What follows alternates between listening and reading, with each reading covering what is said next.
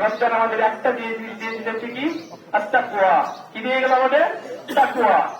আল্লাহ রাব্বুল আলামিন বলেন ইন্না আকরামাকুম ইনদাল্লাহি আতকাকুম, মানুষের মধ্যে সবচেয়ে উত্তম ব্যক্তিকে যার ভিতরে তাকওয়া রয়েছে। সুবহানাল্লাহ।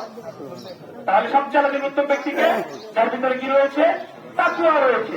তাকওয়া কি জিনিস?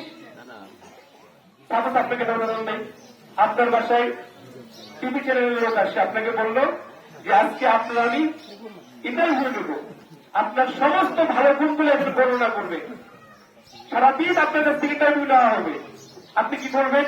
আপনার বাড়িটা সুন্দর করে সাজাবেন, আপনি যা যা বলবেন প্র্যাকটিস করবেন, আবার আপনার ভালো গুণগুলো বলবেন, আপনার মধ্যে যদি খারাপ গুলো থাকে সেগুলো চেঞ্জ করে দেবেন একদিনের জন্য।